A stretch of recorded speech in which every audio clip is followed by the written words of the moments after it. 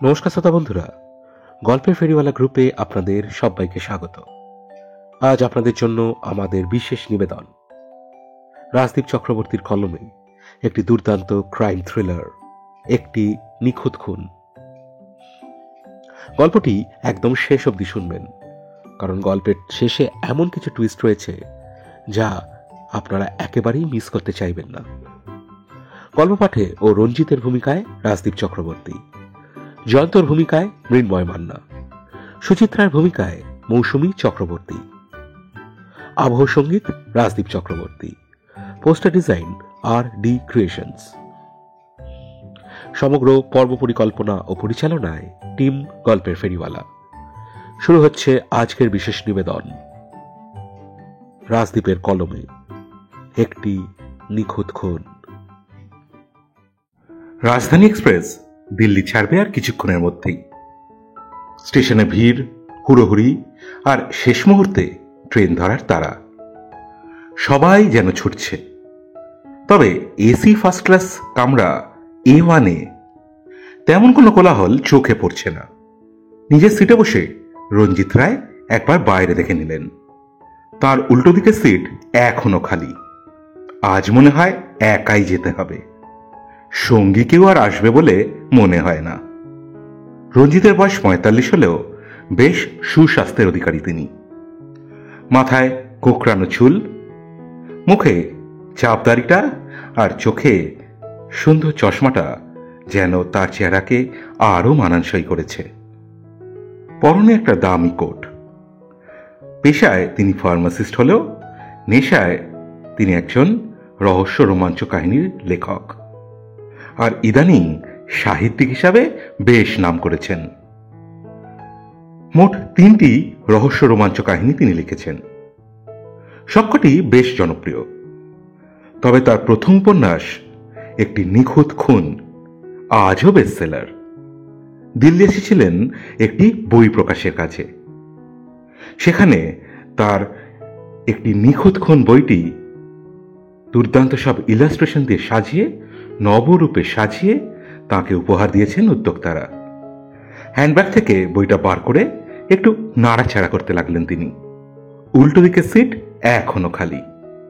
Train ছাড়বো করছে এমন সময় কামরা স্লাইডিং ডোর ঠেলে একজন ভেতরে প্রবেশ করলেন। তার বয়স ওই মোটামুটি 50-এর মতন হবে। লম্বা সুশ্রী চেহারা, মাথায় ব্যাক ব্রাশ করা চুল, মুখে ট্রিম করা দাড়ি, চোখে একটা গোল কালো চশমা, পরনে একটা সাদা পাঞ্জাবি আর পাজামা। ভদ্রলোক নিজের ট্রলি ব্যাগটা সিটের তলায় ঢুকিয়ে ধপ করে সিটে বসে পড়ে রঞ্জিতকে বললেন, ওহ, খুব কপাল জোরে ট্রেনটা পেয়ে গেলাম মশাই। রঞ্জিত পাল্টা হাসি হেসে বললেন, যা বলেছেন, আর তো মিনিট 5 বাকি ট্রেন ছাড়তে। তা দুবাই থেকে কি আজই ফিরলেন? এমন এক প্রশ্নে ভদ্রলোক অবাক বিস্ময়ে তাকালেন। রঞ্জিত স্মিত হেসে বললেন, আপনার ব্যাগে প্লেনের ট্যাগটা লেগে আছে এখনো। আসলে কি জানেন, চোখ কান খোলা রাখলে ওরকম অনেক জিনিসই লক্ষ্য করা যায়। ভদ্রলোক একটা সপ্রশংস দৃষ্টিতে রঞ্জিতকে দেখে বললেন, ওরে বাবা, আপনি কি গোয়েন্দা নাকি মশাই? তারপর রঞ্জিতকে ভালো করে লক্ষ্য করে বললেন, আপনাকে কোথায় যেন দেখেছি বলুন তো। ও হ্যাঁ, আজকেই তো সকালে আপনাকে দেখলাম কাগজে। আরে আপনি তো বিখ্যাত সাহিত্যিক রঞ্জিত রায়। রঞ্জিত মৃদু হেসে ঘাড় নেড়ে সম্মতি জানালেন। ভদ্রলোক এক গাল হেসে বললেন, দেখেছেন, কি সৌভাগ্য আমার, আপনার মতো একজন এরকম নাম করা সাহিত্যিকের সাথে একই সঙ্গে যাত্রা করার সৌভাগ্য হয়েছে। আসলে আমিও একজন রহস্য রোমাঞ্চের পোকা।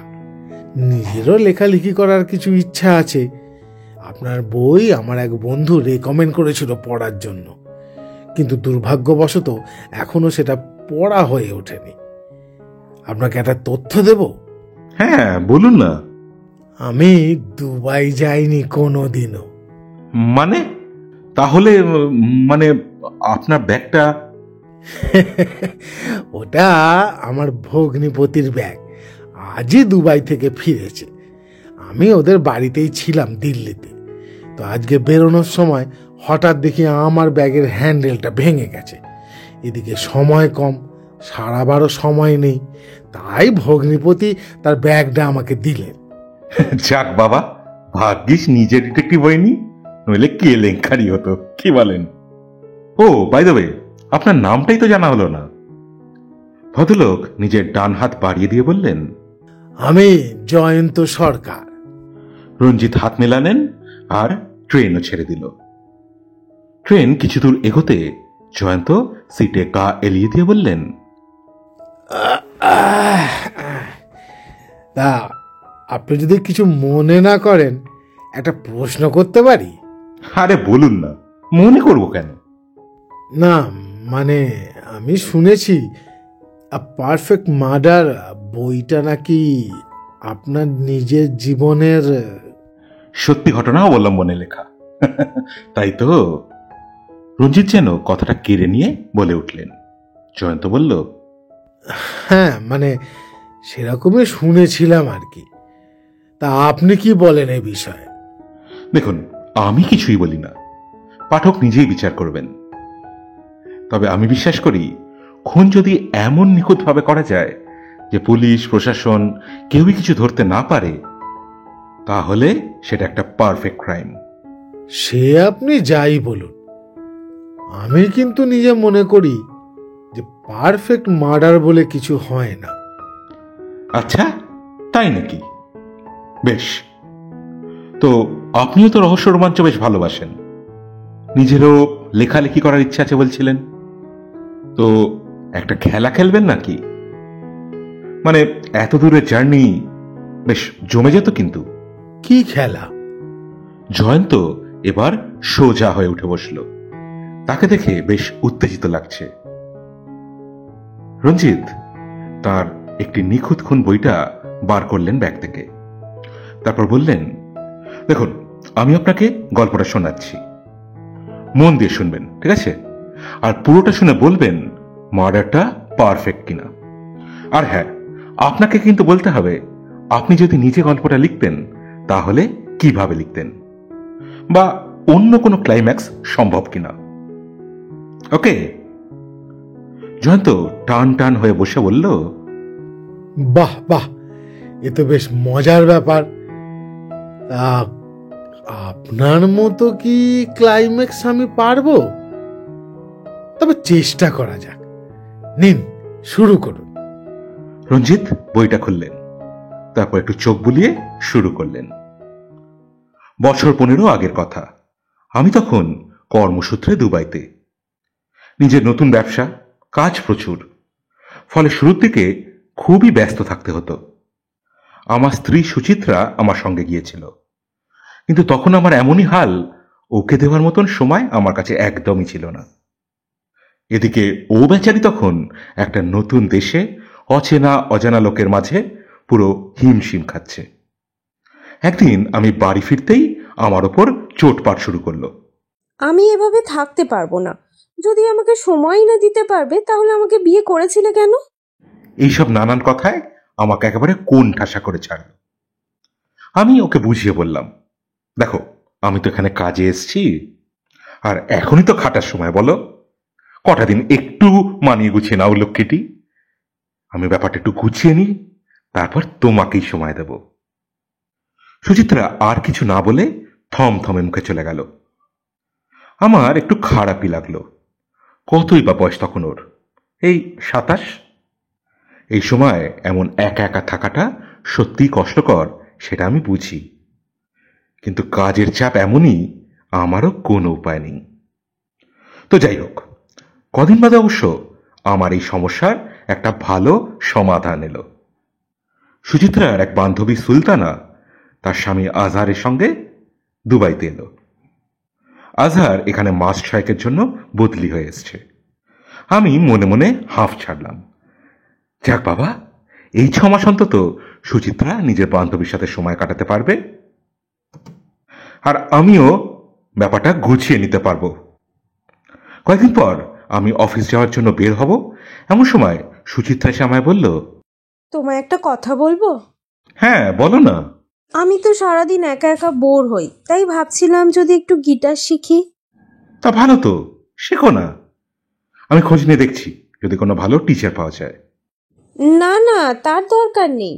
জানো, আমার কলেজের এই জুনিয়র ছেলেটিও দুবাইতেই থাকে। ও খুব ভালো গিটার বাজায়। সেদিন মলে গেছিলাম সুলতানার সাথে, তখন ওর সাথে দেখা। ওই বলল আমাদেরকে গিটার শেখাবে। সুলতানা তো শুরুও করে দিয়েছে। আমি শুরু করব? আচ্ছা বেশ, ছেলেটাকে কাল আসতে বলো, আমি কথা বলে ফাইনাল করে নেব। তো সেই মতো পরের দিন সুচিত্রা ছেলেটাকে সঙ্গে করে নিয়ে এলো। নাম বিকাশ। বেশ সুশ্রী দেখতে, মাথায় কোকড়ানো, কাঁধ অব্দি লম্বা চুল। বয়সে আমার থেকে 6-7 বছরের ছোট হবে। সুচিত্রার থেকেও বছর 4-5 ছোট হবেই। আমি হেসে হাত বাড়িয়ে দিয়ে বললাম, hello Bikash, how are you? ছেলেটার গলা দেখলাম বেশ মেয়েলি। I'm fine, sir. ও হাত মিলিয়ে বলল, তো কতদিন গিটার বাজাচ্ছ? তা বছর 10 হয়ে গেল স্যার। তাছাড়া আমি পার্ট টাইম ডিজেও করি। আপনার কারো দরকার লাগলে বলবেন স্যার, কম সময় করে দেবো। আচ্ছা বেশ, তা ভালো করে শেখাও তাহলে সুচিত্রাকে, কাল থেকেই শুরু করে দাও। বিকাশ হাসি মুখে বিদায় নিল, আর সেই সঙ্গে বিদায় নিল আমাদের জীবনের সব হাসিও। এতটা বলে রঞ্জিত হাত বাড়িয়ে জলের বোতলটা তুলে নিয়ে কয়েক ঢোক জল খেয়ে নিলেন।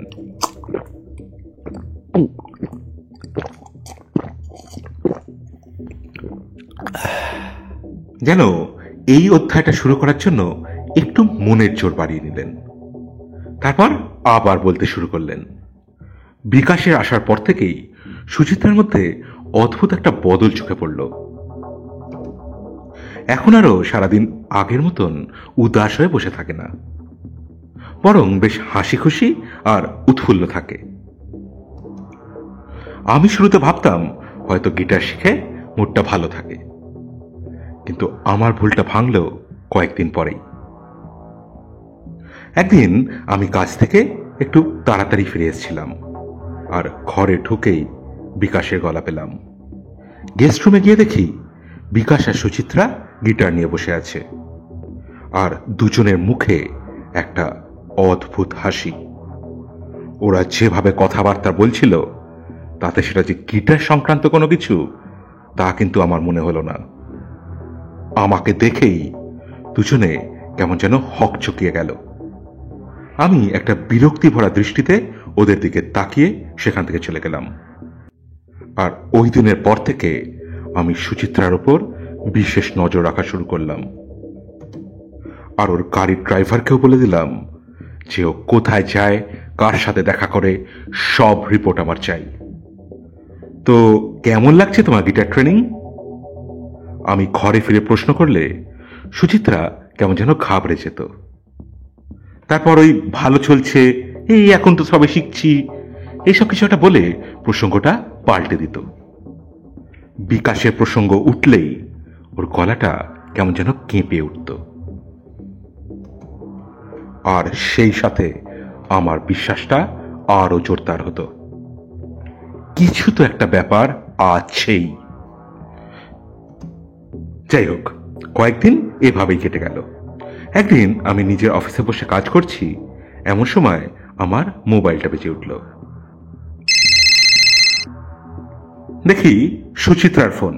বলল, শোনো না, সামনের শুক্রবার সুলতানার মেয়ের জন্মদিনের পার্টি, তাই ও বলছিল ওর সাথে কেনাকাটি করতে যেতে। আমি যাই? আমি কিছুটা ভেবে নিয়ে বললাম, হ্যাঁ যাও, ঘুরে এসো। ও আচ্ছা বলে ফোনটা রাখতে যাবে, এমন সময় আমি নিজের চাল চাললাম। আচ্ছা শোনো, শুক্রবার তো আমিও ফ্রি আছি, আমিও তাহলে তোমার সাথে ওদের বাড়িতে যাব পার্টিটায়। এটা শুনে সুচিত্রা কিছুক্ষণ যেন স্তব্ধ হয়ে গেল, তারপর সামলে নিয়ে হড়বড় করে বলল, হ্যাঁ চলো না, সুলতানার স্বামী আজার ভাই তো কত বলে তোমার সাথে দেখা করার কথা। আমরা তো অনেক দিনের বন্ধু, তোমার তোর বরের সাথে দেখা করাই উচিত। ঠিক আছে, যাও ঘুরে এসো বলে আমি ফোনটা রেখে দিলাম। সুচিত্রা তো জানে না যে ও যদি চলে ডালে ডালে তাহলে আমি চলি পাতায় পাতায়। ঠিক ওটাই হলো যা আমি ভাবছিলাম। একটু পর আমার ড্রাইভার আমাকে ফোন করে জানালো সে ও যখন সুচিত্রা আর সুলতানাকে মলে ঢুকিয়ে বাইরে অপেক্ষা করছিল, একটু পরেও দেখেছিল যে ওরা দুজন যখন বাইরে বেরোয় তখন বিকাশও ওদের পেছন পেছন মল থেকে বাইরে বেরোয়। বুকটা ধক করে উঠেছিল। ট্রেন এখন বেশ গতিতে ছুটছে, আর সেই গতির সঙ্গে তাল মিলিয়েই যেন ছুটছে গল্পের ঘনঘটা। তার মানে আপনার গল্পের নায়কের সন্দেহটাই সঠিক হলো? প্রশ্ন করল জয়ন্ত। রঞ্জিত একটা আড়মোড়া ভেঙে বললেন, একদম সঠিক ছিল। আর এই ঘটনার জলজ্যান্ত প্রমাণও পেল আর কয়েকদিন পরেই। বলে বইয়ের একটা বিশেষ অংশ খুলে আবার পড়তে লাগলেন। এর কয়েকদিন পরের কথা। আমি ঘরে বসে কয়েকটা দরকারি কাগজপত্র ঘাঁটছি। এমন সময় আমার বাড়ির কেয়ারটেকার এসে বলল যে একটা লোক এসে ওকে একটা ফোন দিয়েছে আর বলেছে যে ওর মালিক নাকি তার বাড়িতে এটা ফেলে এসছে। বলে ফোনটা এগিয়ে দিল। আমি দেখলাম ওটা সুচিত্রার ফোন।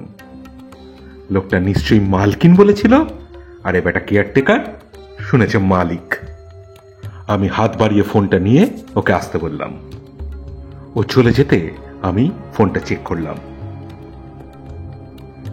দেখলাম সেখানে 35টা মিসড কল, আর সবকটাই একটা বিশেষ নাম্বার থেকে, আর সেটা একটা আননোন নাম্বার। বুঝলাম সুচিত্রা নিশ্চয়ই জেনে বুঝেই নাম্বারটা সেভ করেনি। আমি নিজের নাম্বার থেকে সেই নাম্বারটাতে একটা ফোন করলাম।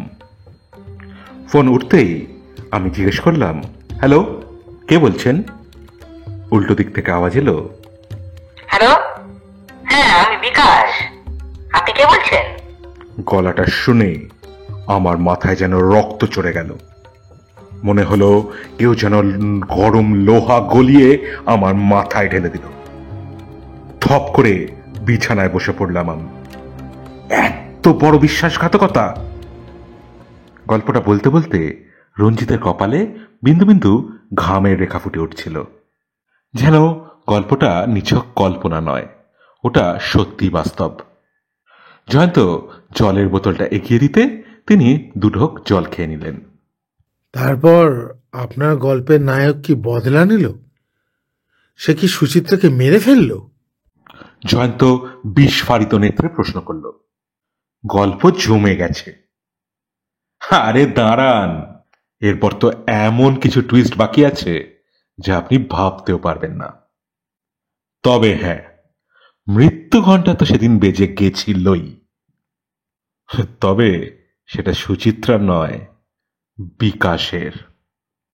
বলতে বলতে রঞ্জিতের মুখে একটা ক্রূর হাসি খেলেই যেন চকিতে মিলিয়ে গেল।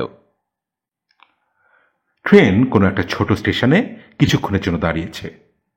জয়ন্ত ওয়াশরুমে গেছে, আর রঞ্জিত যেন কোনো একটা গভীর চিন্তায় মগ্ন।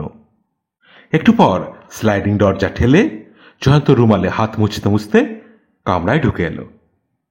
তারপর নিজের সিটে বসে পড়ে বলল, বলুন, তারপর কি হলো? তো আপনার গল্পের নায়ক কি গেল সুলতানার বার্থডে পার্টিতে? অবশ্যই গেল, ওকে তো যেতেই হতো।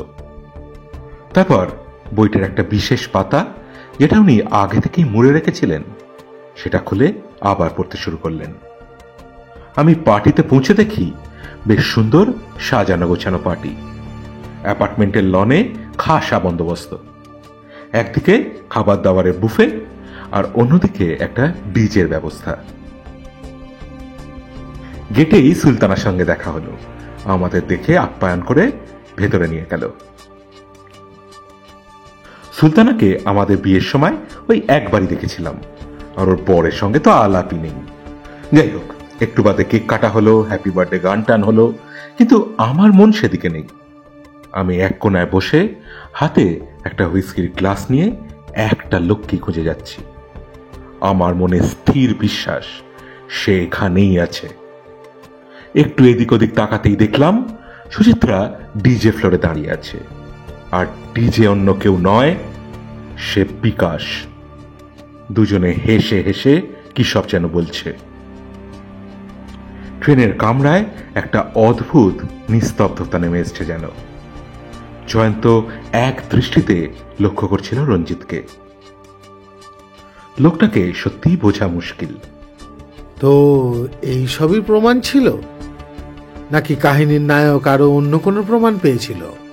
এই প্রশ্নের উত্তরে রঞ্জিত ঘাড় নেড়ে বললেন, আরে দাঁড়ান, আরো প্রমাণ আছে। এমন প্রমাণ যে তারপরে আর কিছু বোঝার বা ভাবার কোনো অবকাশই ছিল না। রঞ্জিত একটা জোরে শ্বাস নিলেন, তারপর আবার বলতে শুরু করলেন। 22শে ডিসেম্বরের রাত ছিল সেটা। সারা দুনিয়া তখন ক্রিসমাস আর নিউ ইয়ার সেলিব্রেশনে ব্যস্ত। এদিকে আমার মনে তখন উত্তাল পাতাল চলছে। সুচিত্রা কয়েকদিনের জন্য শারজায় ওর মাসির বাড়ি গেছিল, কয়েকদিন আগেই ফিরেছে। দুপুরে বাড়ির ল্যান্ড ফোনটা বেজে উঠল। ফোনটা এসছে শারজার সিটি ম্যাক্স হোটেল থেকে। লোকটা বলল, স্যার, আমি সিটি ম্যাক্স হোটেল থেকে বলছি, শারজা। একটা ফিডব্যাক কল ছিল। আপনারা তো কয়েকদিন আগে আমাদের হোটেলে ছিলেন, তো আপনারা আমাদের সার্ভিসে সন্তুষ্ট তো? Any suggestions? যেন একটা দমকা বাতাস এসে আমার মনের ভেতর সবকিছু তছনছ করে দিল। আমি টের পাচ্ছিলাম আমার পায়ের নিচের মাটি সরে যাচ্ছে, হাত পা থর থর করে কাঁপছে। রাগে ক্ষোভে আমার ভেতর একটা দৈত্য যেন প্রবল আক্রোশে গর্জে উঠছে। আমি তাড়াতাড়ি হোটেলের ঠিকানা নিলাম, আর সেদিন রাত্রেই শারজার উদ্দেশ্যে রওনা হয়ে গেলাম। পরের দিন রাগে কাঁপতে কাঁপতে আমি শারজায় পৌঁছলাম, আর হোটেলে গিয়ে ওদের হোটেল রেজিস্টার চেক করলাম। তখন দেখলাম রুম নাম্বার 502-এ দুটো নাম, সুচিত্রা আর বিকাশ। ব্যাস, ওই একটা মুহূর্তে আমি স্থির করলাম যে বিকাশকে এমন একটা মৃত্যু দেব যে দুনিয়ার সকল মেয়েরা স্বামীকে ঠকিয়ে পরকিয়া করবার আগে 10 বার ভাববে। জয়ন্ত লক্ষ্য করল রঞ্জিতের চোখে মুখে কেমন যেন একটা হিংস্র ভাব ফুটে উঠেই আবার মিলিয়ে গেল। তিনি তাড়াতাড়ি বইয়ের একটা পাতা উল্টে আবার শুরু করলেন। বদলার থেকে বড় নেশা বোধহয় এই দুনিয়াতে আর কিচ্ছু নেই। নিজের শত্রুকে নিজের চোখের সামনে যন্ত্রণা পেয়ে শেষ হতে দেখার আনন্দ যে কি তা বলে বোঝানো যায় না। আমি মনে মনে প্ল্যান আঁটলাম, বিকাশের ব্যাপারে ভালো করে খোঁজ নিলাম। জানতে পারলাম ওর অ্যাস্থমার সমস্যা আছে, মাঝে মাঝে তাই ওকে ইনহেলার নিতে হয়। আমার ভেতরের পশুটা এবার জেগে উঠল। এ তো দারুণ সুযোগ। আমি সব রকম ব্যবস্থা করা শুরু করলাম। আমি পেশায় ফার্মাসিস্ট, কাজে কোন রোগের কোন দাওয়াই সেটা আমার ভালো করেই জানা। আবার সেরকমই জানা কোন রোগে কোন ওষুধ আবার বিষের সমান। বিকাশের মৃত্যু ঘণ্টা এমন ভাবে সাজাবো যে কাক পক্ষীতেও টের পাবে না, কিন্তু বিকাশ ঠিক জেনে যাবে ওর মৃত্যুর কারণ। আমি দেশে ফেরার বন্দোবস্ত শুরু করে দিলাম। ওখানের ব্যবসা আস্তে আস্তে গুটিয়ে নিলাম। দেশে নিজের যে ব্যবসা আছে এবার সেটাতে মন দেব, সেটাকে আরো বড় করব, এই ব্যাপারটাই সুচিত্রাকে বোঝালাম। বললাম, আরে অনেক বাইরে বাইরে ঘোরা হয়ে গেছে, রোজগারও ভালোই হয়েছে, না এবার দেশে ফিরে যাব আর তোমাকে সময় দেব। শুনে ওর মুখটার যে হাল হয়েছিল না, সে আর বলে বোঝাতে পারবো না। প্রেমিককে ছেড়ে আসার কষ্ট যে ও খুব ভালো পাচ্ছে তা বোঝাই যাচ্ছে। জানুয়ারির 3 তারিখে প্লেনের টিকিট কাটলাম, তবে তার আগে 1 জানুয়ারিতে বাড়িতে একটা পার্টি রাখলাম। আর সে পার্টিতে ডিজে কে হবে? কে আবার? বিকাশ। সুচিত্রাকে কথাটা বলতেই ওর মুখে 1000 ওয়াটের আলো ফুটে উঠল। আমি মনে মনে হেসে হেসে বললাম, দেখে নাও, শেষবারের মতন দেখে নাও তোমার প্রেমিককে। পার্টিতে অনেকেই এসেছিল, আমার বিজনেস পার্টনার্স, ফ্ল্যাটের কিছু বন্ধু বান্ধব, সুলতানাদেরও বলেছিলাম, কিন্তু ওরা কি একটা কাজের জন্য আসতে পারেনি। রাত্রে পার্টি শুরু হলো। বিকাশ ভালোই ডিজে বাজাচ্ছে, সবাই নাচছে, হই হুল্লোড়।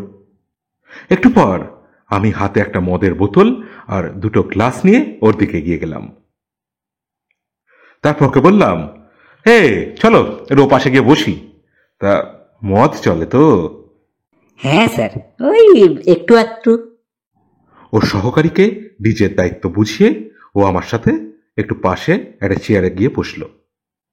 আমি মদের বোতলটা থেকে 2টো গ্লাসই তরল ঢেলে একটা গ্লাস ওর দিকে এগিয়ে দিলাম। চিয়ার্স।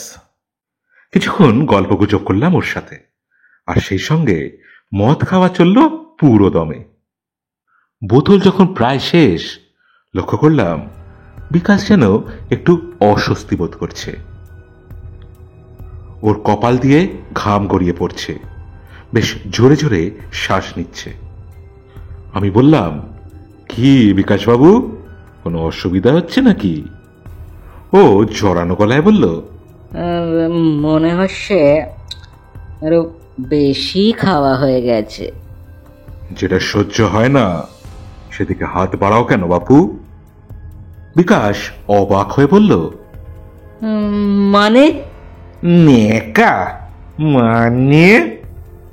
আর বেশি ন্যাকা সেজো না, বুঝেছ? কতদিন ধরে চলছে এসব রাসলীলা? যেন ঝোঁকের মুখে নুন পড়ল।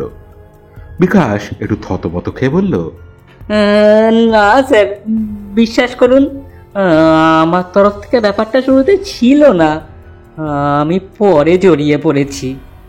আমি দাঁতে দাঁত চিপে বললাম, কচি খোকা জড়িয়ে পড়েছে। যাক, এবার কথা জড়াবে, তারপর গলায় শ্বাস জড়াবে, আর তারপর বিকাশ আবার কি যেন একটা বলতে গেল, কিন্তু পারল না। প্রবল শ্বাসকষ্টে ওর মুখটা বিকৃত হয়ে গেল। আমার ডান হাতটা ও খামচে ধরল। আমার হাত ছিঁড়ে রক্ত বের হয়ে গেল, কিন্তু মনে তখন একটা অদ্ভুত প্রশান্তি পেলাম। বিকাশ ধপ করে চেয়ার থেকে পড়ে গেল, তারপর প্রবল শ্বাসকষ্টে ছটফট করতে লাগলো। আমি চিৎকার করে লোক জড়ো করলাম। সুচিত্রা এসে হাউ মাউ করে কান্না জুড়ে দিল। আমরা তাড়াতাড়ি করে বিকাশকে তুলে বিছানায় শুইয়ে দিলাম।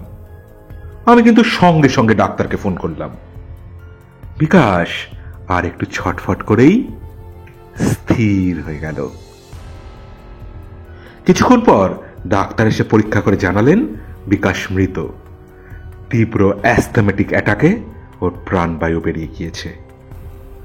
সুচিত্রা ভেঙে পড়েছে, হাউ মাউ করে কাঁদছে, আর আমি আস্তে আস্তে বাইরে বেরিয়ে বোতল থেকে বাকি মদটুকু গলায় ঢেলে নিলাম।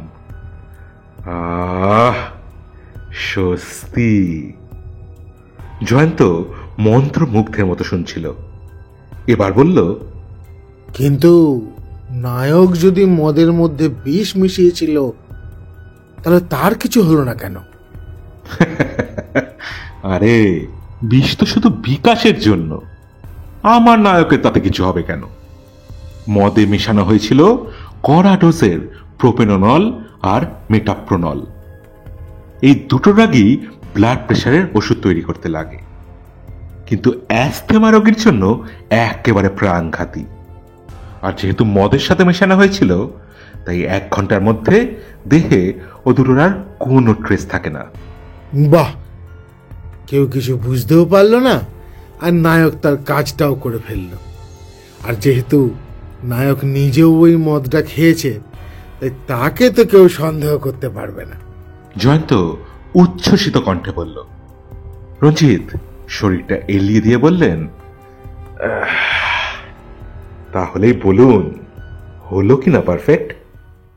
জয়ন্ত হাসি মুখে বইটা নিজের হাতে নিয়ে বলল, বাহ, প্লটটা কিন্তু বেশ ভালোই সাজিয়েছেন, কিন্তু আমি এটাকে কিন্তু ঠিক পারফেক্ট মার্ডার বলতে পারলাম না। পারফেক্ট মার্ডার তো তখনই হবে যখন কাজের কাজটাও হবে আর হাতে একটা আঁচড়ও লাগবে না। কথাটা শুনেই রঞ্জিত তাড়াতাড়ি জামার হাতাটা দিয়ে নিজের কবজিকে আড়াল করলেন। সেখানে একটা কাটা দাগ। রঞ্জিত বললেন, বেশ, তা আপনি হলে কি অন্যভাবে লিখতেন? আপনার প্লটটা তাহলে শুনি।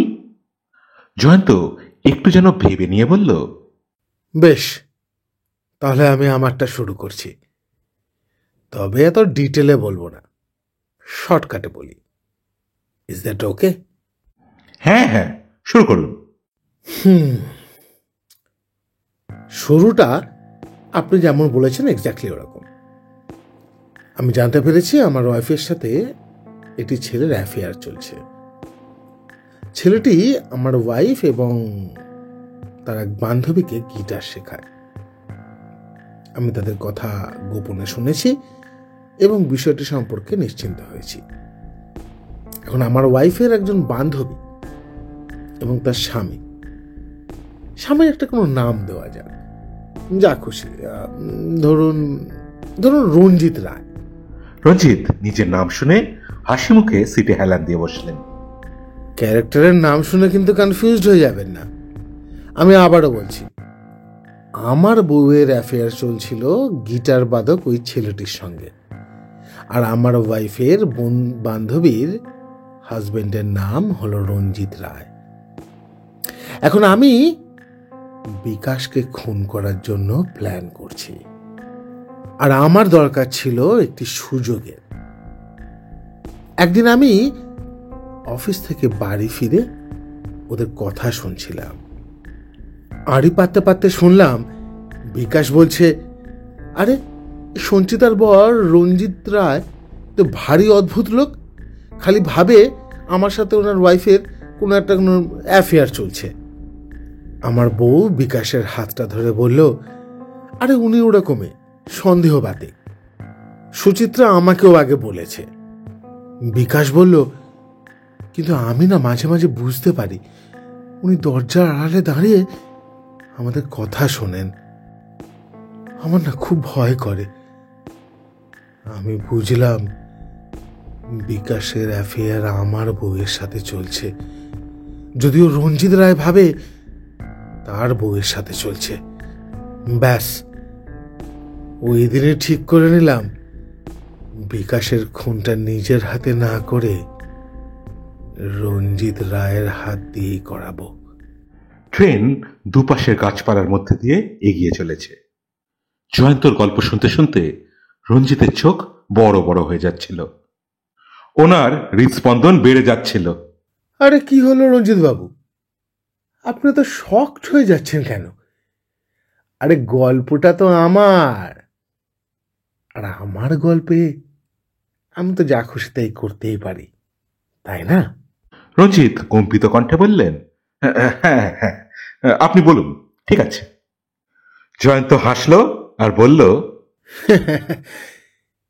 এরপর তো আমি সুযোগ খুঁজছিলাম, আর সুযোগটা এলো তখনই যখন সুলতানা এসে আমাকে বলল মেয়ের জন্মদিনের জন্য কিছু কেনাকাটা করতে চায়। আমি জানতাম ওখানে বিকাশ থাকবে। আমি সুযোগের সদ্ব্যবহার করে বললাম, একা যাবে কেন, সুচিত্রাকেও সাথে নিয়ে যাও, তোমার একটু হেল্পও হবে, আর ভালোও লাগবে। আমি জানতাম রঞ্জিত তার ড্রাইভারকে দিয়ে সুচিত্রার ওপর নজর রেখেছে। আর ঠিক আমার ভাবনা মতোই রঞ্জিতের ড্রাইভার গিয়ে সব তাকে রিপোর্ট করলো। আরে ও মশাই, আপনি আবার কোন ভাবনার এতে হারিয়ে যাচ্ছেন? আরে এটা তো জাস্ট আ স্টোরি। জয়ন্ত ওনার দিকে জলের বোতলটা এগিয়ে দিল, আর রঞ্জিত মুখে একটা মেকি হাসি এনে বোঝানোর চেষ্টা করলেন যে সব ঠিক আছে। জয়ন্ত বলতে লাগলো, সন্দেহের বীজ তো বপন করা হলো, কিন্তু সেটাকে তো পোক্ত করতে হবে। একদিন সুচিত্রা যখন আমাদের বাড়িতে এলো, আমি তার ব্যাগ থেকে তার মোবাইলটা বার করে নিলাম। তারপর নিজের একটা অন্য নাম্বার থেকে অনেকগুলো মিস কল করলাম সুচিত্রার নাম্বারে। এরপর মোবাইলটা নিয়ে গিয়ে তার কেয়ারটেকারকে গিয়ে বললাম মালিক ফোনটা ফেলে এসেছে। আমি জানতাম মালিক বলার কারণে ফোনটা রঞ্জিতেরই হাতে গিয়ে পৌঁছাবে, আর সেখানে অতগুলো মিস কল দেখে রঞ্জিতের সন্দেহটা আরো বাড়বে। আর হলো তাই। ঠিক এর কিছুক্ষণ পর আমার ফোনেতে রঞ্জিতের নাম্বার থেকে একটা কল এলো। আমি বুঝতেই পারলাম রঞ্জিত করেছে ফোনটা। আমি গলা পাল্টে বললাম, আমি বিকাশ বলছি।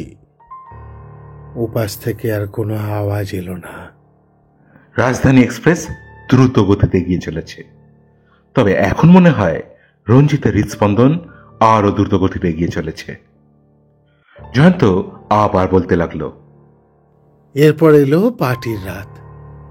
সুলতানা তো এত বোকা নয় যে নিজের প্রেমিককে নিজের বাচ্চার বার্থডে পার্টিতে ডাকবে, কিন্তু আমার প্ল্যানটা তো সাকসেসফুল হতে গেলে বিকাশকে ওখানে নিয়ে আসতে হয়। তাই আমি সুলতানাকে বললাম একটা ডিজে করব ভাবছি। অনেক জায়গায় খোঁজ খবর করলাম জানো, কিন্তু না, অনেক টাকা বলছে। আচ্ছা, ওই তোমার ওই গিটার বাজিয়ে ছেলেটা একবার বলেছিল না যে ও ডিজে করে, ওকে একটু বলে দেখো না, যদি একটু কম সম নেয় আর কি। ব্যাস, এটা শুনেই সুলতানার মুখ খুশিতে একদম উজ্জ্বল হয়ে গেল। আরো ফোন করে বিকাশকে ডেকে নিল। আর কি চাই? আমি তো জানতাম রঞ্জিত ঠিক পার্টিতে আসবে, আর হলো তাই। রঞ্জিত এলেন, বিকাশকে দেখলেন, আরো সন্দেহ বদলে গেল বিশ্বাসে। আমি বুদ্ধি করে আড়ালেই রইলাম, রঞ্জিতের সামনে এলামই না। রঞ্জিত তখন এসির মধ্যেও তর তর করে ঘামছেন, কখনো উঠে দাঁড়িয়ে বেল্ট সোজা করছেন, তো কখনো নখ খাচ্ছেন। জয়ন্ত বলল, চা খাবেন নাকি? রঞ্জিত মাথা নেড়ে বললেন, আরে না না না, আরে আপনি তারপর বলুন। বেশ, তো আমি তো রঞ্জিতের মনে একদম স্থির বিশ্বাস করালাম যে তার ওয়াইফের অ্যাফেয়ার চলছে বিকাশের সাথে। কিন্তু এটা তো কাউকে দিয়ে খুন করানোর জন্য যথেষ্ট ছিল না। খুন করার জন্য দরকার পড়ে প্রবল ঘৃণা আর রাগ। তাই আমি আমার শেষ চালটা চাললাম। সুলতানার কাছে শুনেছিলাম সুচিত্রা শারজায় গেছে তার মাসির বাড়ি। শারজাতে আমার এক বন্ধুর হোটেল আছে। তো আমি বন্ধুকে ফোন করে বললাম রেজিস্টারেতে সুচিত্রা আর বিকাশের নামটা লিখে রাখতে। ও আমার কথা মতো তাই করলো। এরপর আর কি, আমি একটা পাবলিক বুথ থেকে ফোন করলাম রঞ্জিতের বাড়ির ল্যান্ডলাইনে। ফোন করে জিজ্ঞাসা করলাম, এরকম হোটেল থেকে বলছি, ফিডব্যাকের জন্য কল করেছি আপনাকে।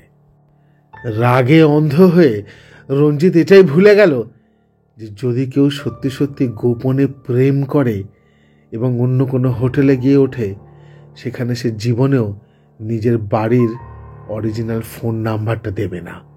সে যাই হোক, এরপর রঞ্জিত তো একদম রাগে ফুঁসতে ফুঁসতে শারজা গেল, আর সেখানে রেজিস্টারেতে সুচিত্রার বিকাশের নাম দেখে তার মাথায় একদম চরম রক্ত উঠে গেল।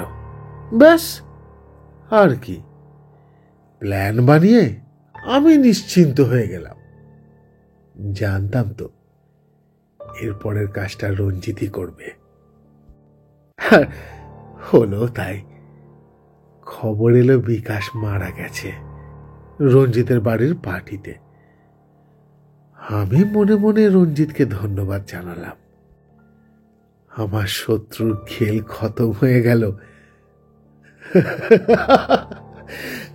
আর আমার হাতে একটা আঁচড়ও লাগলো না। And this is what I called a perfect murder. রঞ্জিত রায় বাকরুদ্ধ হয়ে শুনছিলেন। তার মুখ পাংশুবর্ণ হয়ে গেছে, কপাল বেয়ে ঘামের ফোঁটা গড়িয়ে পড়ছে। জায়গা থেকে নড়ার ক্ষমতাও যেন তিনি হারিয়ে ফেলেছেন। রাত প্রায় 2টো। ট্রেন ধীরে ধীরে মুঘলসরাই স্টেশনে প্রবেশ করছে।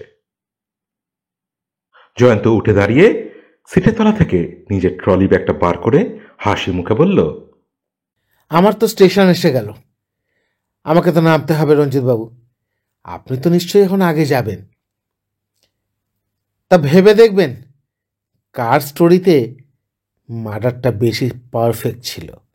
শেষমেশ এটা তো একটা শুধু গল্পই। হ্যাঁ হ্যাঁ, নিশ্চয়ই। রঞ্জিত কোনো মতে বললেন, well, it was nice meeting you. Jayanta হাসি মুখে বলল, সেম হিয়ার। আচ্ছা, আসি তবে। দুনিয়া গোল, আবার হয়তো কোনোদিন কোথাও দেখা হয়ে যাবে। জয়ন্ত নেমে গেল। আমাদের জীবনে এমন কিছু মানুষ আসে যারা জীবনের ছোট ছোট ঘটনাতেই বিরাট ছাপ রেখে যায়। রঞ্জিত আজকের এই ট্রেন সফর জীবনে কোনোদিন ভুলতে পারবেন না। আস্তে আস্তে চোখ বন্ধ করে সিটে গা এলিয়ে দিলেন তিনি। এরপর ট্রেন যখন আবার ধীরে ধীরে চলা শুরু করলো, তিনি তখন চোখ খুলে জোরে জোরে মাথা ঝাঁকালেন। শরীরের একদম ভেতর থেকে একটা বড় দীর্ঘশ্বাস ছাড়লেন তিনি। একটু আগে যা ঘটে গেল তা তাকে ভালো রকম নাড়িয়ে দিয়েছে। Thank god it was just a story মনে মনে বলে তিনি বোতলটা তুলে নিয়ে আবার একটু জল খেয়ে নিলেন। বেশ একটু স্বস্তি পাচ্ছেন এখন তিনি। আলোটা নিভিয়ে শুয়ে পড়লেন। যা মানসিক ধকল গেল, আপাতত একটু বিশ্রাম প্রয়োজন। কিছুক্ষণ ঘুমিয়েছিলেন তিনি। ঘুম ভাঙল কামরার স্লাইডিং ডোর খোলার আওয়াজে। ঢুলু ঢুলু চোখে দেখলেন একজন ভদ্রলোক হাসি মুখে তার উল্টো দিকে সিটে এসে বসলেন। আপনার ঘুমের ব্যাঘাত করলাম নাকি? ভদ্রলোক হাসি মুখে প্রশ্ন করলেন। রঞ্জিত স্মিত হেসে জবাব দিলেন, না না না, ঠিক আছে। তো কোন স্টেশনে এলো মশাই? ভদ্রলোক নিজের হ্যান্ডব্যাগটা আংটায় আটকে দিয়ে বললেন, গয়া। তারপর রঞ্জিতের দিকে তাকিয়ে বললেন, আরে আপনি তো রঞ্জিত রায়, কি সৌভাগ্য! আরে আমি তো আপনার একজন বিরাট ফ্যান, প্লিজ একটা অটোগ্রাফ দেবেন? বলে তাড়াতাড়ি উঠে দাঁড়িয়ে হ্যান্ডব্যাগ থেকে একটা পেন আর প্যাড বার করে এগিয়ে দিলেন রঞ্জিতের দিকে। রঞ্জিত কথা না বাড়িয়ে প্যাডটা খুলে নাম সই দিতে দিতে বললেন, আপনার নামটা? জয়ন্ত, জয়ন্ত সরকার। রঞ্জিতের হাত থেকে পেনটা খসে পড়ল। তিনি তড়াক করে লাফিয়ে উঠে বললেন, মানে আপনার নাম জয়ন্ত সরকার? ভদ্রলোক অবাক হয়ে বললেন, হ্যাঁ, মানে কেন স্যার? আপনি গয়া থেকে উঠলেন? তাহলে দিল্লি থেকে কে উঠেছিল? আমার টিকিট তো গয়া থেকেই ছিল স্যার, আর দিল্লি থেকে চলেছিল আমার এক বন্ধু। ওর তো গয়াতেই নামার কথা ছিল আর আমার ওঠার, কিন্তু ওর নাকি কি একটা জরুরি কাজ পড়ে গেছে, তাই মুঘলসরাইতেই নেমে গেছে। কি নাম আপনার ওই বন্ধুর? আজহার।